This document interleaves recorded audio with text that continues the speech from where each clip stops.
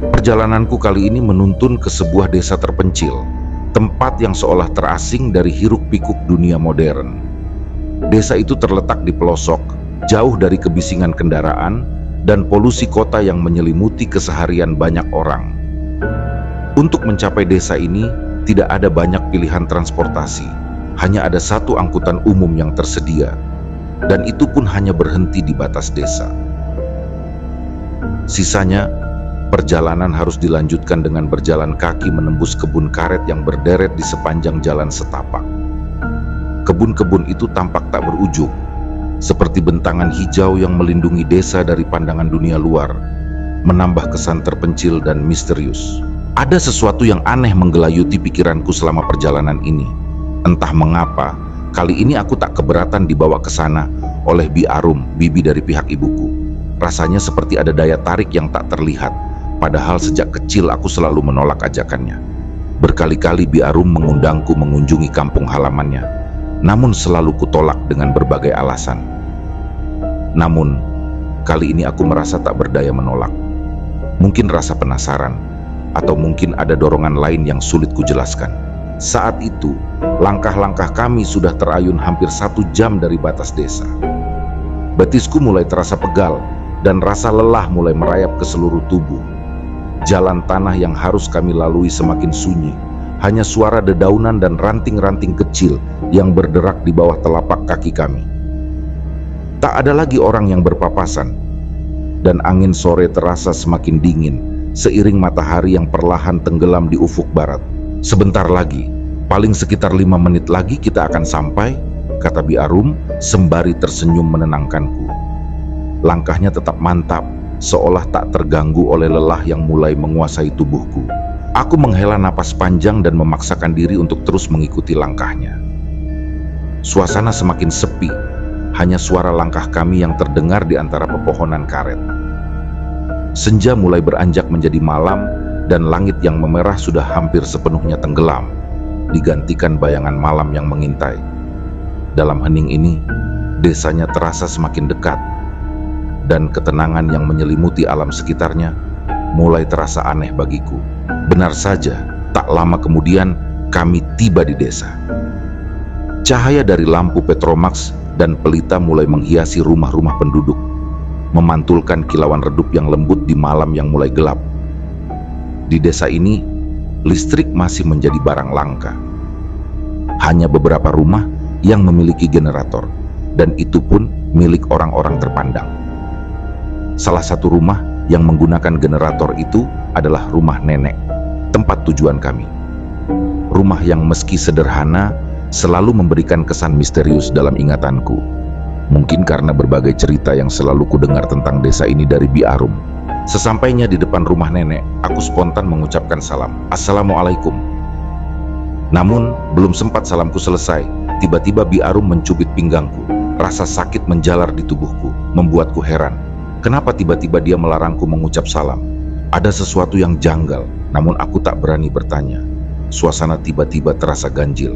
Saat itu nenek tampak sudah berdiri di depan pintu, menatapku dengan pandangan yang seolah ingin menembusku dari ujung kepala hingga kaki. Wajahnya yang tua dan berkerut dipenuhi kelelahan, tapi ada sesuatu yang menyiratkan kehangatan dan keakraban. Matanya yang meski telah diredam usia, masih memancarkan ketulusan. Namun, ada sesuatu yang aneh dalam tatapan itu, sesuatu yang sulit kugambarkan. Nenek hanya menjawab salamku dengan suara yang begitu lirih, hampir seperti bisikan. Kesunyian di sekitarnya membuat suasana semakin mencekam. "Kamu sudah besar sekarang," ucap nenek. Suaranya terdengar lemah tapi penuh makna. Aku merasakan gelombang emosi menyelimuti dadaku saat nenek merengkuhku dalam pelukan. Ada rasa rindu yang mendalam dalam pelukan itu, perasaan yang sudah lama hilang. Aku tak menyadari betapa lama waktu telah memisahkan kami. Ibu selalu melarangku untuk mengunjungi nenek, entah apa alasannya. Dan kali ini pun, kepergianku dilakukan tanpa sepengetahuan ibu. "Masuklah, tidak baik berdiri terlalu lama di pintu," katanya lembut sembari menarik tanganku. Aku menurut, dan bersama Bi Arum, kami pun memasuki rumah yang sudah lama tidak kulihat. Bulu kuduku tiba-tiba berdiri tanpa sebab yang jelas. Perasaan dingin merayapi tengkukku saat angin tipis berhembus, seolah membisikkan sesuatu yang tidak terlihat oleh mata. Aku menoleh spontan, mencoba mencari asal dari keganjilan ini. Tapi pandangan mataku hanya menangkap gelapnya malam. Bayang-bayang yang biasanya terlihat jelas pun seakan menghilang, tertelan oleh kegelapan. Suasana sekitar begitu sunyi, seperti semua yang ada di sekitarku sedang menahan napas, menunggu sesuatu yang tidak aku mengerti. Namun, tidak ada yang terlihat mencurigakan. Dengan perasaan tak menentu, aku mengangkat bahu dan memutuskan untuk segera mengikuti langkah nenek yang berjalan di depan. Sesampainya di rumah, suasana yang kurasakan justru semakin ganjil. Di setiap sudut ruangan terdapat sesajen, terdiri dari kembang 7 rupa yang berjajar dengan aroma yang khas. Tidak hanya itu, kemenyan yang terus menyala menambah kesan mistis, menciptakan bayangan-bayangan samar yang bergerak seiring asap yang melayang di udara. Aku bertanya-tanya, apa sebenarnya yang sedang terjadi di sini? Rasa penasaran berkecamuk di dalam diriku, namun sebelum pertanyaan itu sempat keluar dari bibirku, Bi Arum tiba-tiba mengisyaratkan aku untuk diam. Tanpa berkata apa-apa, ekspresi serius di wajahnya membuatku menahan diri, enggan melawan suasana aneh yang menyelimuti rumah. Mungkin ini bukan waktu yang tepat untuk banyak bertanya. Waktu maghrib sudah tiba dan aku merasa perlu untuk segera melaksanakan salat. Aku meminta diantar ke kamar untuk membersihkan diri sebelum beribadah. Dengan sedikit rasa takut yang masih tersisa di benakku, aku mengikuti langkah Bi Arum menuju kamar mandi. Meski jantungku masih berdebar karena suasana rumah yang mencekam, aku memberanikan diri untuk mengambil wudhu. Air wudhu yang dingin seolah menenangkan sedikit perasaanku, dan segera setelah itu aku mulai salat maghrib. Tapi perasaan tidak nyaman kembali hadir. Kali ini lebih intens. Aku merasa seperti ada sesuatu atau mungkin seseorang yang sedang memperhatikanku dari belakang. Sensasi itu begitu nyata, membuat bulu kudukku kembali meremang. Dan yang lebih membuatku bingung, Bi Arum sepertinya tidak senang melihatku masih melaksanakan salat.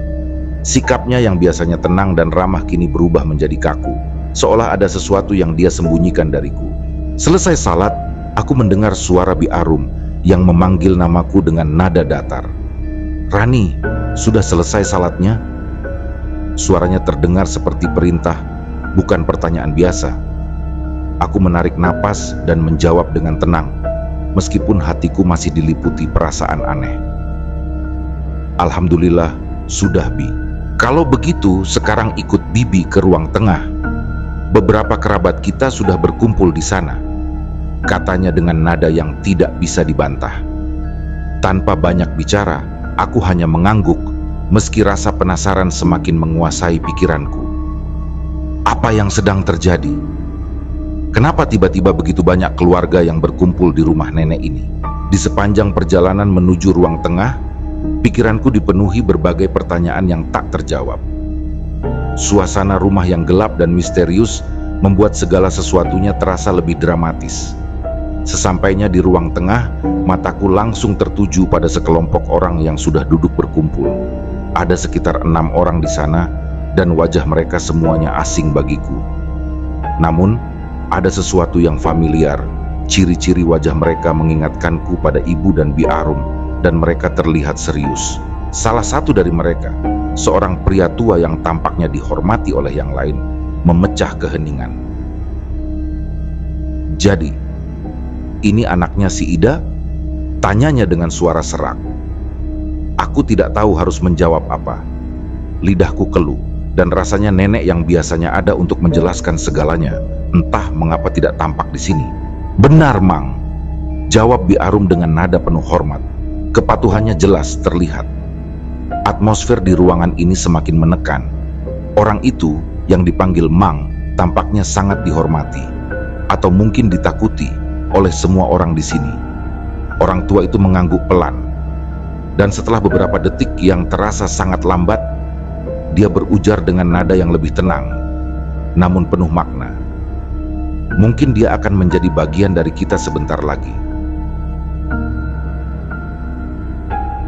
Aku semakin dilanda kebingungan. Apa sebenarnya yang terjadi di desa ini? Semuanya terasa seperti sebuah teka-teki yang sulit dipecahkan, mulai dari suasana yang terasa janggal hingga sikap Bi Arum yang penuh misteri. Semakin lama aku berada di sini, semakin banyak pertanyaan yang berkecamuk dalam benakku. Setiap detik yang berlalu diiringi oleh perasaan aneh, seakan ada sesuatu yang disembunyikan dariku, sesuatu yang membuat segalanya terasa tidak wajar. Waktu terus berjalan, dan hingga azan Isya berkumandang, percakapan di ruang tengah tetap berlangsung. Suara-suara itu terdengar samar, namun aku tahu mereka tengah membicarakan hal yang tak ku mengerti. Bahkan saat aku berpamitan untuk menunaikan sholat Isya, mereka masih terjebak dalam perbincangan yang tak jelas, seolah ada sesuatu yang mereka sengaja sembunyikan dariku. Ketika aku berjalan ke kamar, telingaku menangkap sepintas tentang keraguan mereka, keraguan untuk menjadikanku bagian dari desa ini. Sebuah perasaan tak nyaman menyusup di hatiku, namun aku mencoba menepisnya dengan cepat, karena tugas ibadah harus segera kutunaikan. Sesampainya di kamar, aku tak lagi bisa mendengar percakapan mereka. Letak kamar yang agak jauh dari ruang tengah membuat suara tak sampai lagi ke telingaku. Aku berusaha menenangkan pikiran dan segera memulai salat. Namun, pikiran-pikiran tentang apa yang barusan ku dengar terus menghantui. Selesai salat, aku berzikir dengan khusyuk, berusaha menghadirkan ketenangan di tengah badai rasa penasaran yang terus menderu di dalam benak. Saat bibirku mulai melafalkan istighfar, tiba-tiba sebuah sentuhan terasa di pundakku, tepat setelah aku selesai berzikir. Refleks, aku menoleh, berharap menemukan siapa yang menepukku. Namun, tidak ada siapapun di sana. Ruangan sepi, hanya kesunyian yang menyambutku. Aku mulai merasa ada yang tak beres. Bulu kuduku berdiri dan perasaan aneh itu kian menyelimuti. Aku mempercepat bacaan istighfar, berusaha mencari ketenangan.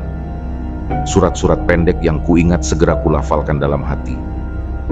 Aku juga segera memutar murotal dengan suara pelan, berusaha menenangkan diriku dan berharap tak mengganggu orang-orang yang masih berkumpul di ruang tengah.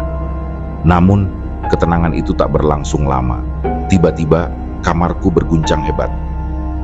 Sejenak aku berpikir mungkin sedang terjadi gempa, tetapi rasa aneh segera menyusup lagi. Guncangan ini terasa berbeda, lebih menyerupai getaran yang lahir dari kemarahan yang tak terlihat. Suara-suara itu mulai memenuhi ruangan, seperti geraman marah yang datang dari berbagai arah. Telingaku menangkap gema suara yang menggetarkan, suara-suara yang menimbulkan ketakutan. Aku teringat pesan ibu di masa lalu. Ibu pernah memperingatkanku untuk tetap tenang bila hal-hal seperti ini terjadi. Jika kau mendengar suara atau merasakan sentuhan yang tak terlihat, jangan takut. Terus berzikir, dan mereka tak akan berani mendekatimu, kata ibu waktu itu. Mengingat pesan itu, aku mempercepat bacaan zikirku. Bacaan istighfar terus kuucapkan bersama surat-surat Al-Quran yang kurapal dalam hati. Perlahan guncangan itu mulai mereda. Suara-suara kemarahan itu memudar seperti tak mampu mendekat. Aku tetap memutar murotal, merasakan perlindungan dari setiap ayat yang dilantunkan. Meskipun samar-samar masih terdengar geraman penuh kemarahan dari entitas-entitas yang tak terlihat, ingatan tentang ibu kembali menyeruak di benakku. Ibu pernah bercerita bahwa hampir seluruh penduduk di desa ini terikat dengan ilmu hitam. Keluarga besar ibu sendiri juga termasuk di dalamnya. Itu sebabnya ibu tak pernah mau kembali ke desa ini. Ia tak ingin mewarisi ilmu gelap yang diturunkan dari generasi ke generasi. Kini, berada di tengah suasana seperti ini, aku mulai memahami mengapa ibu begitu menolak untuk kembali. Lamunanku terhenti oleh suara Bi Arum yang memanggilku dari luar kamar. Aku segera bergegas membuka pintu dan mendapati wajah Bi Arum yang tampak serius. "Ada apa, Bi?" tanyaku, meski masih dengan hati yang penuh tanda tanya. "Tidak apa-apa," jawabnya singkat. "Kalau boleh, matikan saja murotal itu. Banyak yang terganggu." Perkataannya membuatku bingung. Aku sudah terbiasa mendengarkan murotal saat hendak tidur, dan aneh rasanya mendengar Bi Arum meminta hal itu. "Aku sudah terbiasa mendengarnya, Bi," jawabku pelan, mencoba menjelaskan. Bi Arum hanya mengernyitkan alisnya, tidak lagi memaksaku mematikan murotal, Sebelum beranjak pergi, ia berkata dengan nada tegas, "Malam ini sebaiknya kau segera tidur. Besok akan ada banyak ritual yang harus kau ikuti." Perkataan Bi Arum meninggalkan perasaan was-was di hatiku. Ritual? Apa maksudnya? Namun, aku tak berani bertanya lebih lanjut. Setelah ia pergi, suasana kamar yang tadinya terasa dingin dan mencekam mulai terasa hangat kembali. Entah mengapa, hawa negatif yang tadi menyelimuti kamar perlahan menghilang. Keesokan harinya, suasana pagi di rumah nenek terasa begitu tenang. Udara segar khas pedesaan menyelinap melalui celah-celah jendela, sementara aroma teh tubruk yang baru diseduh memenuhi ruangan. "Bagaimana tidurmu, Nyenyak?" tanya nenek dengan suara lembutnya yang penuh kasih, sembari menyodorkan segelas teh yang masih mengepul.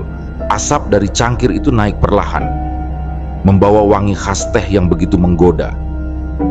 Aku menyambut gelas itu, merasakan hangatnya di telapak tangan. Tapi entah kenapa, sebuah firasat aneh tiba-tiba menghampiri.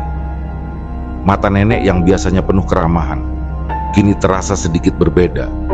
Ada sesuatu di balik tatapan itu yang membuatku ragu. Dalam hati, aku bertanya-tanya, mengapa nenek tidak salat subuh? Pikirku. Setelah beberapa saat terdiam, aku meletakkan gelas berisi teh itu di meja tanpa menyesapnya. Sebagai gantinya, aku mengambil segelas air putih hangat yang ada di dekatnya, seolah bisikan dari dalam diriku menyuruh untuk melakukannya. Nenek menatapku heran. "Rani, kamu tidak minum teh?" tanyanya dengan nada datar. Aku hanya menggeleng pelan, berusaha menolak dengan halus. "Nenek, bolehkah Rani jalan-jalan di sekitar kampung?" tanyaku mencoba mengalihkan suasana. Aku merasa perlu udara segar, dan mungkin melihat-lihat kampung bisa membantuku melupakan perasaan aneh ini. Nenek tersenyum tipis. "Tunggu sampai matahari sedikit terbit, agar kamu bisa menikmati pemandangan dengan lebih jelas," jawabnya lembut. Aku setuju, walaupun rasa ingin tahuku tentang apa yang sebenarnya sedang terjadi tidak surut. Saat aku melangkah menuju pintu, sekilas aku melihat nenek diam-diam menuangkan teh dari gelas yang kusisakan tadi ke kamar mandi. Ketika matahari mulai meninggi, aku keluar dari rumah nenek dan mulai berjalan menyusuri jalan-jalan kampung. Udara pagi yang sejuk menyentuh kulitku, tapi perasaan tidak nyaman itu belum hilang sepenuhnya. Ketika melewati sebuah tanah kosong di pinggir desa, aku tiba-tiba terhenti. Di sana, aku melihat deretan makam tua yang menyerupai rumah-rumah kecil, lengkap dengan atap dan ukiran. Sebagian besar makam-makam itu tampak seperti milik satu keluarga dengan desain yang mirip satu sama lain, hanya dibedakan oleh sedikit ornamen. Pemandangan itu membuat bulu kuduku meremang, bukan karena makamnya, tapi karena suasana yang terasa begitu sunyi. Tiba-tiba, aku merasakan sebuah tepukan di pundakku. Refleks, aku menoleh cepat, tapi tidak ada siapapun di sana. Matahari sudah cukup tinggi, dan rasanya tidak mungkin ada makhluk astral yang berkeliaran di siang hari seperti ini. Dengan nafas yang agak berat, aku berusaha menenangkan diri dan beristighfar dalam hati. Tapi kemudian, sebuah sensasi aneh, seperti kelebatan bayangan, menarik perhatianku. Aku merasa seperti dipandu, dituntun untuk berjalan menuju sebuah bangunan tua yang tampak terlupakan di sudut kampung. Langkah kakiku terasa ringan, meskipun hatiku berdebar kencang. Bangunan itu sangat kuno, terbuat dari kayu yang penuh ukiran, dan seluruh permukaannya tertutup oleh lapisan debu tebal. Saat aku masuk, aroma tua bercampur kelembapan menyergapku. Di dalam terdapat beberapa kitab Al-Quran yang sudah sangat tua, dan sajadah yang nyaris tak bisa dikenali lagi karena debu yang menyelimuti mereka. Aku hanya bisa terpana. Mungkin ini adalah tempat salat yang dulu digunakan oleh sebagian penduduk kampung ini, mereka yang tidak ikut dalam kepercayaan mistis yang menyelimuti tempat ini.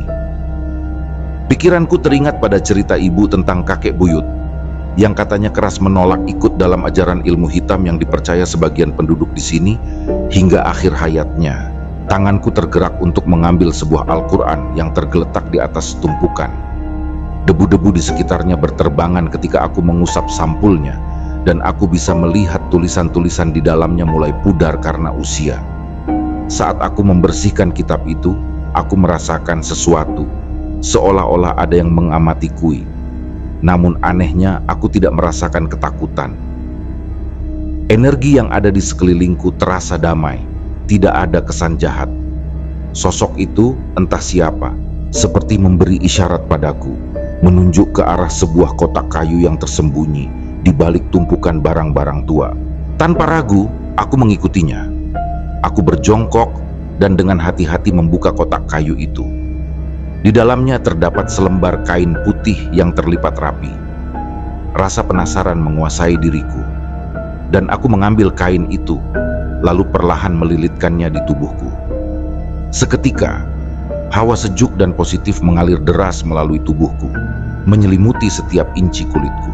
Dari sudut mataku, aku melihat sosok itu tersenyum padaku sebelum akhirnya menghilang begitu saja. Aneh, tapi kain itu terasa menyatu dengan tubuhku, seakan-akan ia memang diciptakan untukku. Sebuah bisikan lagi-lagi terdengar, namun aku membiarkan kain itu melekat di tubuhku, setidaknya sampai aku meninggalkan kampung ini. Saat kembali menuju rumah nenek, aku menyadari bahwa orang-orang yang berpapasan denganku tampak aneh. Mereka menghindariku, beberapa bahkan tampak menundukkan kepala seolah takut. Sementara yang lain tampak gelisah dan tidak mau berbicara.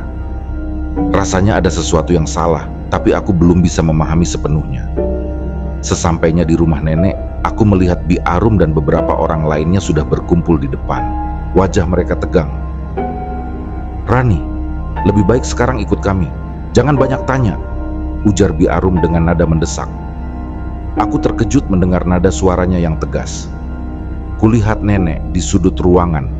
Matanya berkaca-kaca, air mata mulai mengalir di pipinya. Dia tidak berkata apa-apa, tapi aku bisa merasakan betapa berat hati nenek melihatku harus pergi bersama mereka. Sepanjang perjalanan, aku terus memutar murotal dengan suara yang sangat pelan, nyaris tak terdengar di tengah hembusan angin yang menyisir pepohonan. Alunan lembut ayat-ayat suci itu seakan menjadi penenang di tengah hening yang menyesakkan. Kakiku terasa semakin berat. Setiap langkah seperti menuntut lebih banyak tenaga yang tak lagi kupunya. Sudah hampir 1 jam kami berjalan tanpa henti. Namun tujuan yang kami harapkan belum juga menampakkan diri. Terik matahari sudah di puncaknya, menyiram kami dengan panas yang membakar. Peluh mengalir deras di dahiku, membasahi wajah dan pakaian yang sejak awal perjalanan sudah lekat oleh keringat. Sesekali, aku melirik ke arah Bi Arum dan orang-orang yang menyertainya, berharap melihat tanda-tanda kelelahan di wajah mereka. Namun tidak, mereka tampak tenang, seperti tidak terpengaruh oleh panas yang menyengat. Di sepanjang jalan yang kami lalui, burung-burung gagak berdiam di atas ranting pohon-pohon tinggi yang tumbuh lebat. Mata hitam mereka menatap tajam, seolah memeriksa setiap gerakan kami dengan kecurigaan yang dingin. Sorot mata mereka terasa mengancam, seolah-olah aku adalah mangsa yang sedang mereka tunggu. Rasa cemas perlahan merayap di hatiku, membuat langkahku terasa semakin berat. "Bi, bolehkah Rani istirahat dulu?" tanyaku, mencoba menghentikan perjalanan yang terasa begitu panjang. Namun Bi Arum hanya melirik sekilas dengan tatapan yang tak bisa kutafsirkan. "Jalan saja terus. Tidak lama lagi kita akan sampai," katanya singkat, seakan tak ingin mendengar alasan lebih lanjut. Aku menahan keluhan yang hampir keluar dari mulutku dan terpaksa melangkah lagi. Kelelahan kini menjalar bukan hanya di kaki, tetapi di seluruh tubuhku. Setiap langkah terasa seperti meniti jarak yang tak berujung. Hingga akhirnya, setelah perjalanan panjang yang membuat seluruh tubuhku terasa nyeri, kami tiba di sebuah tempat. Di hadapanku kini berdiri sebuah bangunan tua yang megah, menyerupai pura kuno dengan gerbang besar di kedua sisinya. Aura tempat itu begitu kuat, menciptakan perasaan ganjil yang tak bisa dijelaskan. Bi Arum menunjuk ke arah sebuah sudut yang dipenuhi bongkahan batu. "Sekarang kamu bisa istirahat," katanya. Akhirnya memberiku izin untuk duduk dan menghela napas panjang.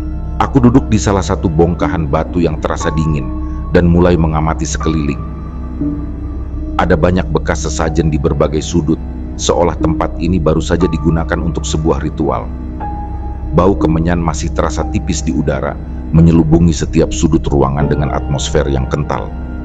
Pikiranku dipenuhi pertanyaan-pertanyaan yang ingin kutanyakan pada Bi Arum, namun nyaliku ciut. Bibi tidak menunjukkan keinginan untuk berbicara, malah sibuk dengan barang-barangnya. Tanpa bicara, dia mengeluarkan beberapa roti dan nasi kepal yang dibungkus daun jati. "Makanlah," katanya singkat sambil menyerahkan sebungkus nasi kepadaku.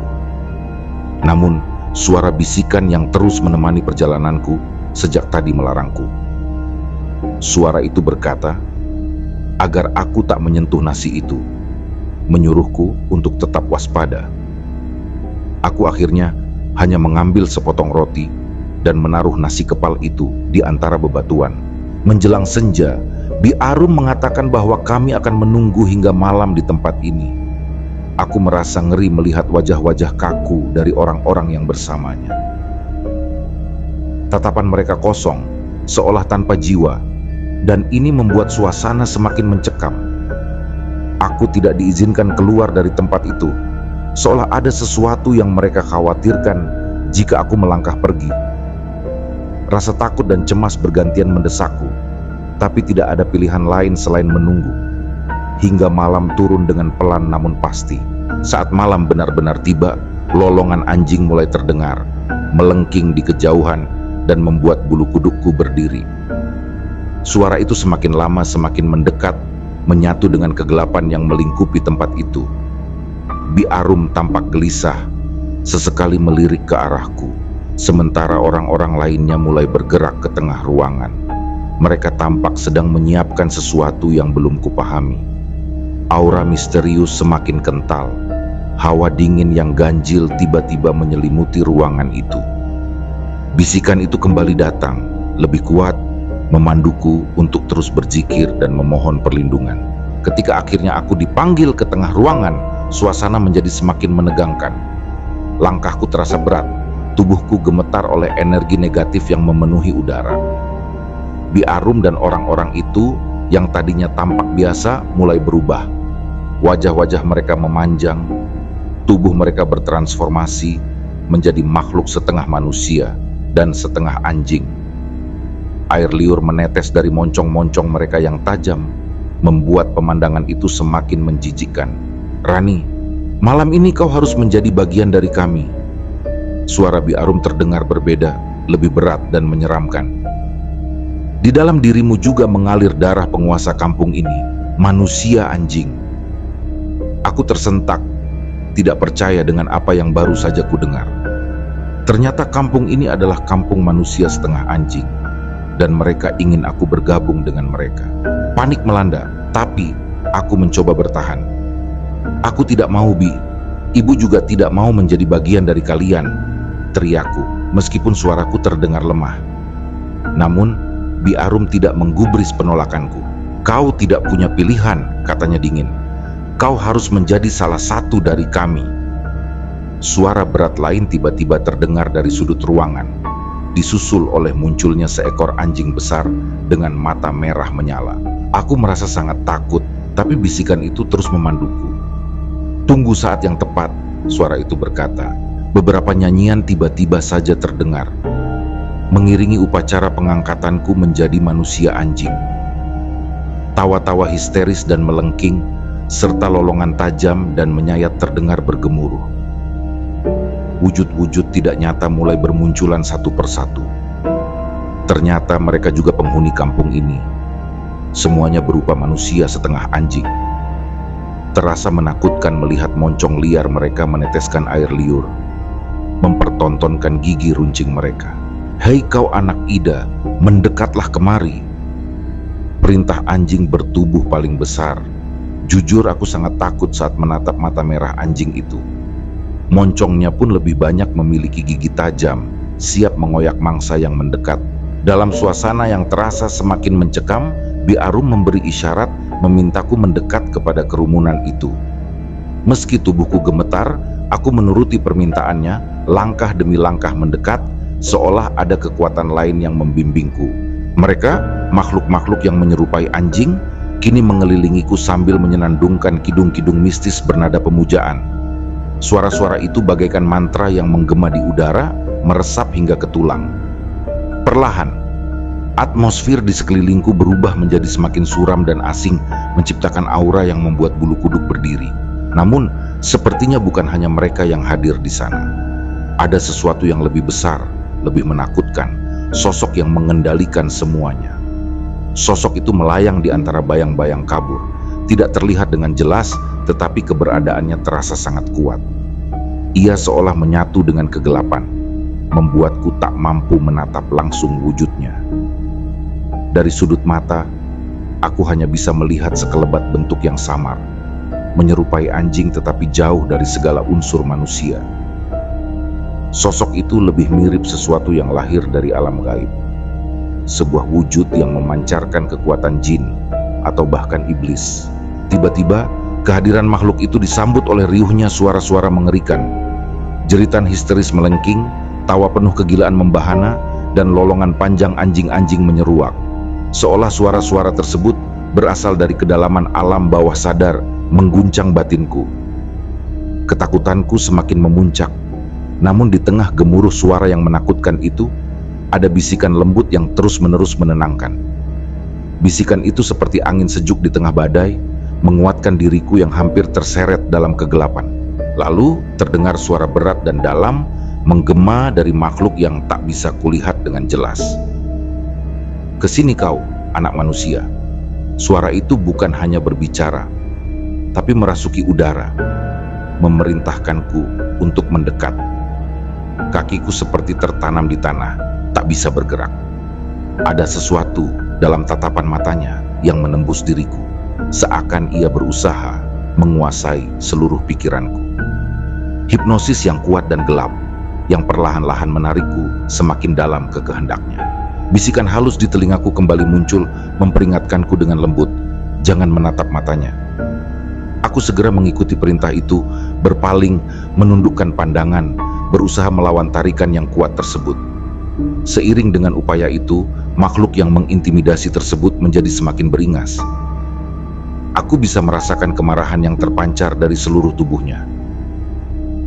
Wajah-wajah makhluk anjing lainnya yang berkerumun di sekitarku juga mulai berubah. Mereka tampak marah dan semakin agresif.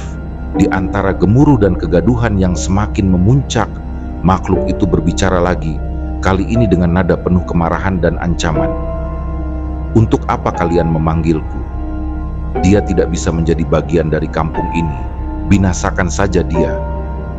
Kemarahannya seperti gelombang yang memukul semua makhluk yang ada di ruangan itu. 7 sosok makhluk anjing yang sebelumnya hanya mengawasi, kini mulai bergerak dengan niat membunuhku. Mereka berlari ke arahku, masing-masing dengan mata menyala penuh kebencian. Namun, di tengah kekacauan itu, 2 sosok muncul dan menghadang mereka. Aku bisa melihat jelas dari warna tubuh mereka, yang sebagian masih menyerupai manusia. Bi Arum dan nenekku. Ternyata, nenek yang selama ini diam, telah mengikuti jejakku dalam keheningan. Sosok mereka, makhluk setengah anjing, berdiri di antara diriku dan kematian. Mereka melindungiku, meskipun tubuh mereka juga telah berubah oleh kutukan kampung ini. "Dia tidak boleh dibunuh," teriak nenekku. Suaranya penuh kemarahan dan kepedihan. Dengan seluruh tenaganya, ia berusaha menahan makhluk-makhluk lain agar tidak mendekat padaku. Sementara itu, Bi Arum juga berjuang dengan gigih. "Perjanjian kita tidak seperti ini!" Suara lengkingannya menggema di ruangan saat ia memukul makhluk lain yang hendak menyerangku. Ia marah, melawan dengan sekuat tenaga, seolah mempertahankan sisa-sisa kemanusiaannya yang tersisa. Tawa sinis memenuhi ruangan. Para makhluk penghuni kampung itu menertawakan usaha sia-sia Bi Arum dan nenekku. "Kalian bodoh," ejek salah satu dari mereka dengan suara mengerikan. "Anak Ida ini adalah santapan lezat bagiku," kata makhluk itu, menjilat bibirnya seakan menikmati ketakutanku. Namun Bi Arum dan nenek tidak menyerah. Dengan marah mereka melawan. Aku yang berdiri di tengah-tengah kekacauan itu mulai mendengar bisikan di telingaku lagi, kali ini mendesakku untuk segera melarikan diri. Bisikan itu semakin kuat, seperti arahan yang tak bisa ditolak. Kain putih yang melilit tubuhku, yang sejak awal melindungiku, diminta untuk kulepaskan. Aku pun menuruti perintah itu, melemparkannya ke tengah ruangan, dan seketika aku merasa beban di pundakku berkurang. Begitu aku berlari keluar, langkahku terasa berat di awal. Sebentar aku ragu, tetapi tatapan Bi Arum dan nenek dari kejauhan menguatkan tekadku. Mereka tampaknya sudah siap menerima nasib, pasrah dengan kutukan yang menimpa mereka. Kutukan menjadi makhluk setengah anjing. Makhluk-makhluk lainnya mencoba menutup pintu dan menerjangku, tetapi sebuah kekuatan tak terlihat tiba-tiba menghentikan mereka, membuat mereka terpental mundur, seolah ada penghalang tak kasat mata yang melindungiku.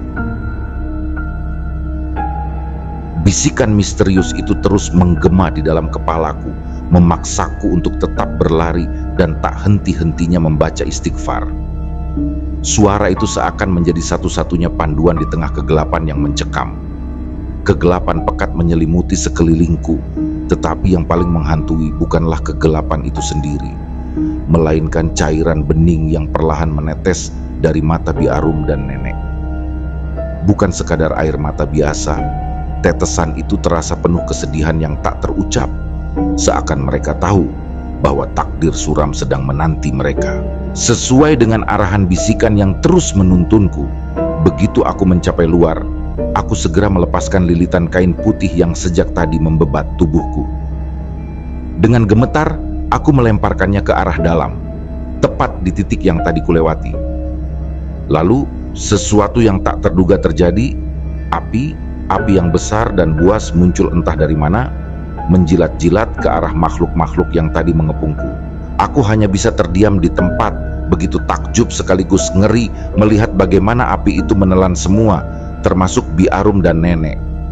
Air mata mengalir di kedua pipiku, tapi tak ada yang bisa kulakukan selain menjerit dalam kesedihan yang mendalam, memanggil nama mereka yang sudah tertelan oleh amukan api. Di saat itu, pemilik bisikan yang sejak tadi menuntunku perlahan muncul, mengarahkanku kembali ke desa yang kini tampak lengang. Setiap rumah tampak kosong, tak ada kehidupan tersisa, dan kesunyian mencekam di setiap sudutnya. Di dalam diriku ada rasa lega dan hampa yang bercampur jadi satu. Setelah mengumpulkan semua barang-barangku, aku pun segera dibawa menjauh, meninggalkan desa yang telah terkutuk. Ternyata, hampir semua penghuni desa itu telah melakukan persekutuan dengan iblis. Mereka telah menyerahkan jiwa mereka untuk kekuatan kegelapan, kecuali kakek buyutku dan beberapa orang yang bernasib malang, dibunuh karena menolak bergabung dengan mereka. Ketika kami tiba di batas desa, wujud dari pemilik bisikan itu akhirnya menampakkan diri. Sosoknya tampak penuh karisma dan ketenangan, meski wajahnya memancarkan kepedihan yang dalam. Ternyata dia adalah kakek buyutku, sosok yang selama ini menjaga dari balik bayang-bayang, tak rela melihatku terperangkap menjadi bagian dari makhluk-makhluk mengerikan itu. Dengan kehadirannya, desa yang pernah menjadi tempat tinggal para iblis kini hancur dan lenyap dalam kobaran api. Segala jejak kejahatan, persekutuan, dan kengerian akhirnya menjadi abu, tertiup angin seolah tak pernah ada. Desa itu hilang, bersama dengan semua rahasia kelamnya. Sementara aku berdiri di sana, diselamatkan oleh leluhurku, yang tak ingin aku terjebak dalam lingkaran mistis yang mengerikan itu. Saat itu, suara lembut terdengar dari kejauhan, suara yang memanggil namaku. Aku berlari, mencari sumber suara, dan menemukan pelukan hangat. Ibu. Ternyata, ibu telah dikirimkan pesan melalui mata batinnya untuk datang menjemputku di batas desa. Rasa lega dan haru menyelimuti kami berdua. Kami menatap ke arah kakek buyut yang perlahan menghilang. Senyum samar tersungging di wajahnya. Aku bersyukur, karena akhirnya aku bisa terbebas dari kutukan desa itu, meski hati masih terasa pedih kehilangan Bi Arum dan nenek. Kini, dengan semua peristiwa mengerikan di belakangku, aku menyadari bahwa inilah saatnya untuk melepaskan masa lalu yang kelam dan melangkah menuju masa depan yang lebih baik. Demikianlah kisah yang kami bawakan ini. Semoga dapat menghibur kawan-kawan jagat horor. Terima kasih telah menonton video kami, dan sampai jumpa lagi di kisah kami selanjutnya.